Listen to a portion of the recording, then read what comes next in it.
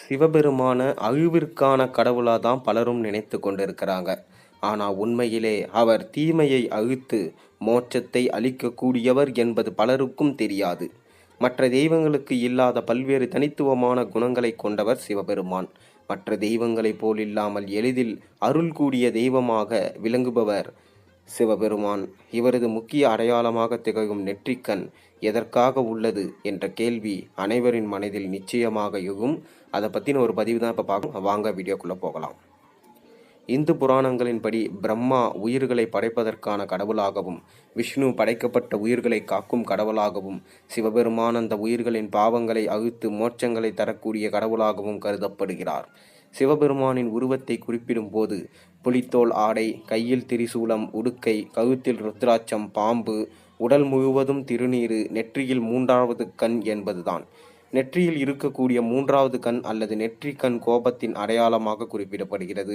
சிவனுக்கு 3 கண்கள் இருப்பதாக அனைத்து புராணங்களிலும் குறிப்பிடப்படுகின்றன. மற்ற எந்த தெய்வத்திற்கும் நெற்றிக்கண் என்ற ஒரு அமைப்பு கிடையாது.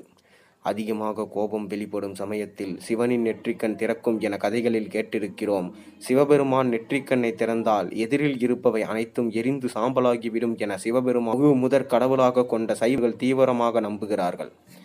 பெரும்பாலும் தீமைகளை அழிப்பதற்காக தான் சிவபெருமான் நெற்றிக்கண்ணை திறப்பார் என்றும், இது அக்னி பிளம்பை வெளிப்படுத்தக்கூடியது என்றும் கேள்விப்பட்டிருக்கிறோம். காமதேவனை எரித்தது, நக்கீரரை எரித்தது என சிவபெருமான் கோபப்படும் போது நெற்றிக்கண் திறக்கும் என சொல்லப்படுகிறது. ஆனால் தமிழ் கடவுளான முருகப்பெருமானும் சிவபெருமானின் நெற்றிக்கண்ணிலிருந்து வெளிப்பட்ட தீப்பொறிகளிலிருந்து தோன்றியவர் என்று புராணங்கள் சொல்கின்றன. உண்மையில் சிவபெருமானின் நெற்றிக்கண் என்பது ஞானத்தின் வெளிப்பாடாகும். மனிதர்களின் 6வது அறிவு என குறிப்பிடுகிறோமே, அதை தான் சிவனுக்கு நெற்றிக்கண்ணாக சொல்லப்படுகிறது. சிவபெருமான் உலகை பலமுறை அழிவிலிருந்து காப்பாற்றியுள்ளார். ஒருமுறை விளையாட்டாக பார்வதி தேவி சிவபெருமானின் கண்ணை மூடியதால் உலகமே இருளில் மூழ்கியது. அப்போது உலகத்திற்கு ஒளி கொடுப்பதற்காக சிவபெருமான் தன்னுடைய உடலிலிருந்து அக்னியை வெளிப்படுத்த நெற்றிக்கண்ணை உருவாக்கினார். இந்த நெற்றிக்கண்ணில் இருந்து வெளிப்பட்ட அக்னியின் மூலம் உலகிற்கு ஒளி கொடுத்தார். சிவபெருமானின் நெற்றிக்கண் என்பது அவசர காலத்திலும் தீமைகளின் அழிவு காலத்திலும் குறிப்பதாகும். சிவபெருமானின் ஒரு கண் சூரியன் என்றும் மற்றொரு கண் சந்திரன் என்றும் சொல்லப்படுகின்றது. அதேபோல் ஞானிகளுக்கும் ரிஷிகளுக்கும் ஞானம் என்னும் ஒளியை வழங்கி வழிபடுவதற்காகவே சிவபெருமான் நெற்றிக்கண்ணை கொண்டுள்ளார். மனிதர்களுக்கு இதேபோல் 3வது கண் உள்ளது. இது நெருக்கடியான காலத்தில் பயன்படுத்த வேண்டிய ஞானத்தையும் அறிவையும் குறிப்பதாகும். சிவபெருமான் ஒரு யோகியாக இருந்து கடும் தவத்தால் ஞான ஒளியை பெற்றதாக சொல்லப்படுகிறது.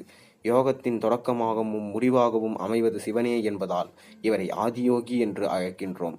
நெற்றிக்கண் என்பது ஞானம் மற்றும் நீதி நிலை நிறுத்துவதற்கானதாகும்.